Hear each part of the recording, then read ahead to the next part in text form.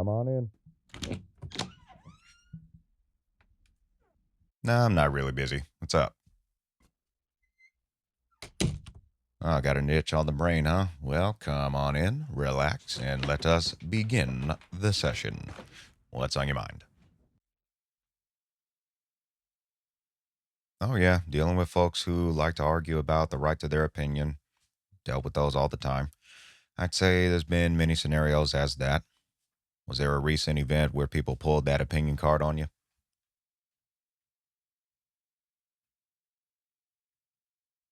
Okay, in what context is this person implying their opinion needs to be respected?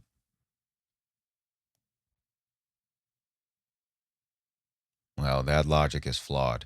No one is guaranteed agreement to their opinion, nor full immunity from their opinions being challenged. I take it that one group in the conversation had opinions that contradicted the others. I see. Yeah, sensitive topics are known to get a little heated. There's this common saying, it's not what you say, it's how you say it. However, with hypersensitive and selfish mindsets, they tend to focus on what more than anything else. The what they focus on is whether or not the opinions or statements made by others are congruent with their own. And when they are not, they lose their marbles. And that's usually when they pull the opinion rights card. They're trying to link the definition of disrespect with the term disagreement, but that's not how it works. I call it the Burger King syndrome. Some people will try their luck getting their way with others, and there's one element that keeps all sides in check, no matter what their opinions are. That element, or probably a protocol, I should say, is accountability. So many are quick to argue and boast about their rights, but the narcissistic never boast or recite accountability when it applies to them. As a matter of fact, they try to get out of it. Overall, their attitude tends to commonly indicate a conclusion of my opinion, my convenience. And while there are some conveniences to any opinion, reality still maintains the protocol, my opinion, my responsibility. Ultimately, that says the same thing, just in a different way.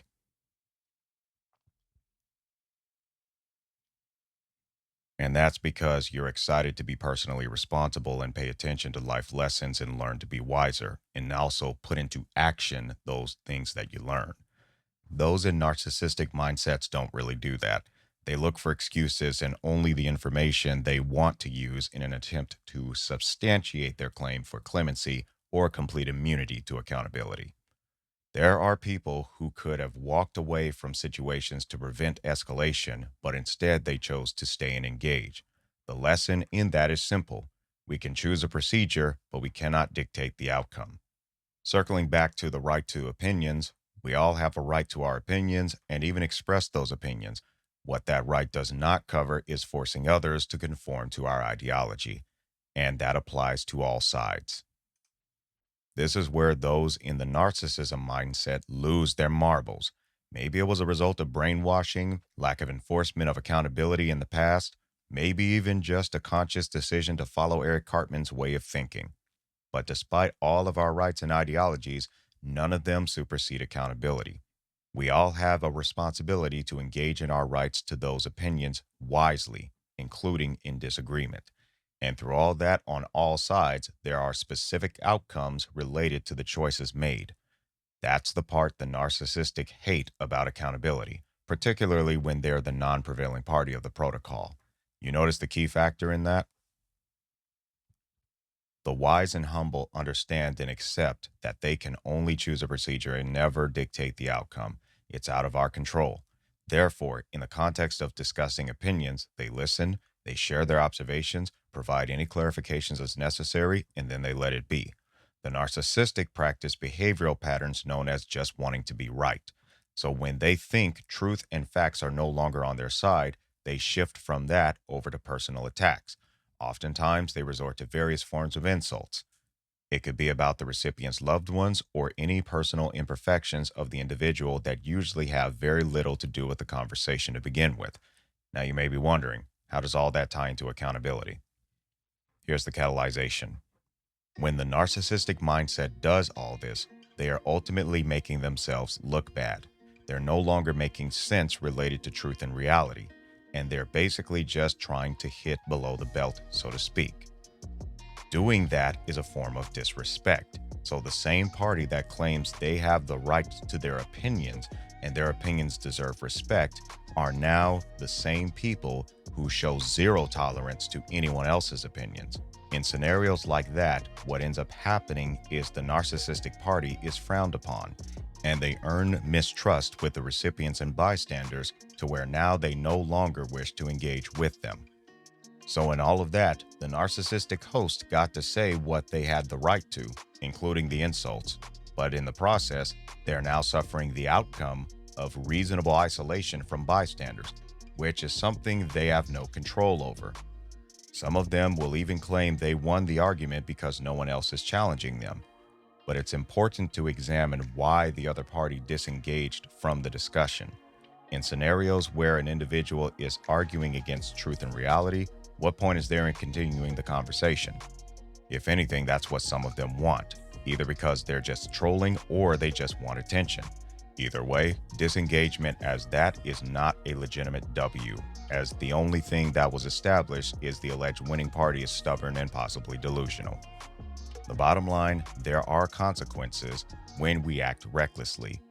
But just as accountability enforces the responsibilities we have for our actions, it's not hovering over us with this gavel of judgment and sadistic smile on its face, wanting to bonk us in the head every time we mess up. Accountability also shows grace. What does that look like? When we're being warned that we are legitimately going too far with something, even near misses in situations can be accountability saying, hey, you need to fix this before it's too late.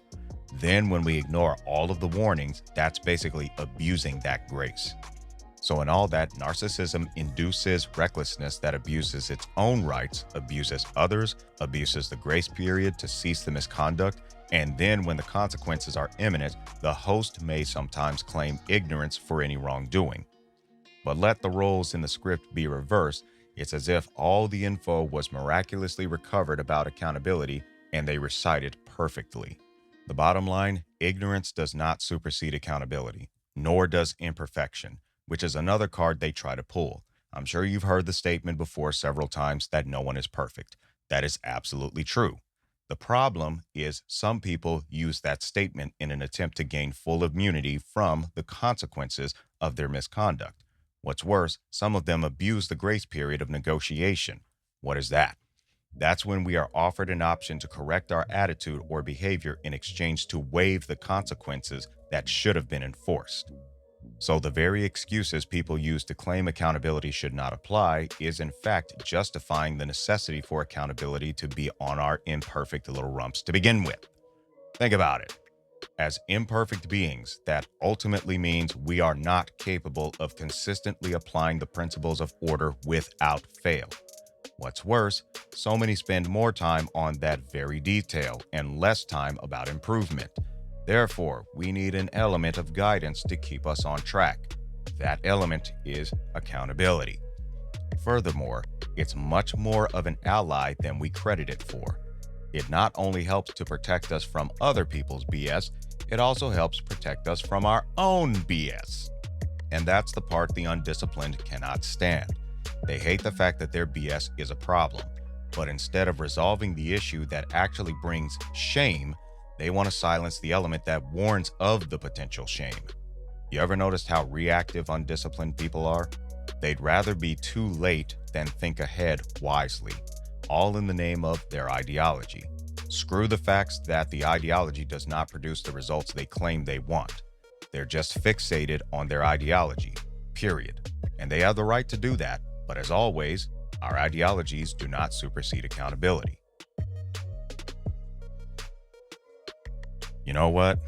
I honestly believe that without accountability, the human race would be closer to extinction than we already are. I suspect we're on the verge of extinction because the population is growing more towards the abolishment of accountability. Don't take my word for it, just look around.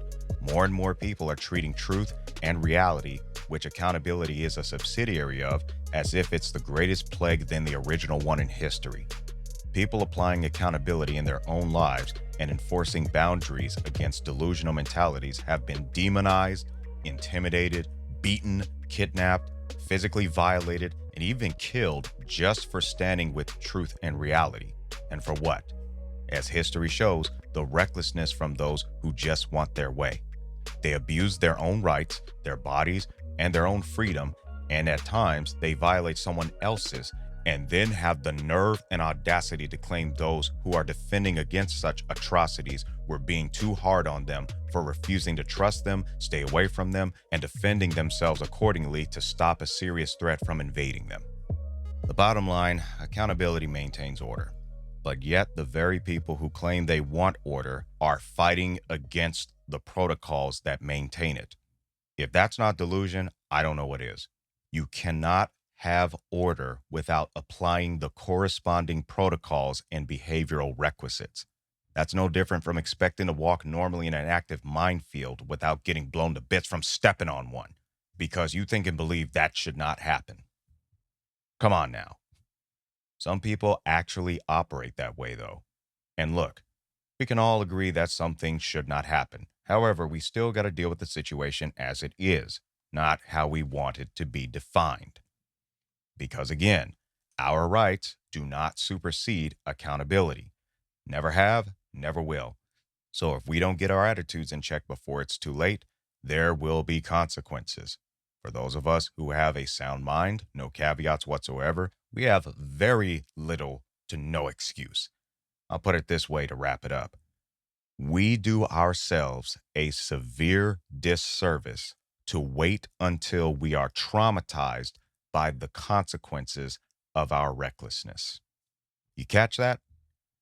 We do ourselves a severe disservice to wait until we are traumatized by the consequences of our recklessness to start reconsidering that recklessness.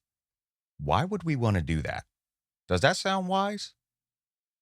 I didn't think so. Well, in dealing with people who want to debate about something, first and foremost, you always have the right to decline. If they have a problem with that, that's their personal problem. One thing I advise people, do not try to make your personal problem someone else's problem. A lot of these folks don't like how others handle their problem, particularly in truth and reality. So it's best that they not make their business someone else's business. In cases where you agree to the debate, the first thing that needs to be established is the purpose of the debate, including the ground rules of behavior for the debate. I would even address the critical understanding that our rights to our opinions do not supersede accountability to all parties to be respectful of each other's opinions, which does not extend to automatic agreement nor conformance. Because here's one of the biggest pieces of the puzzle. So many folks claim they're seeking understanding, but really they're seeking agreement and more so conformance. So when some of these folks say they have a right to their opinion and their opinion is being challenged, really evaluate if this really is about understanding or if it's really about conformance. I've been in a few debates. Some of them I should have just let go earlier. So that was me being reckless and wanting to be right. So I correct myself on that. So the best advice I can give is keep the focus on the subject. Remain respectful. Once you all have made your points and provided any clarifications, let it be after that. Also watch out for trolling. It's not an L to cut them loose. The only W those type of folks are looking for is annoying people. Other than that, you should be in good shape. Looking kind of tired there. I'd say someone needs a little nap. Yep, right there's fine. I'm going to continue working on this project that I'm doing. I'll dim the lights down. Have a good nap.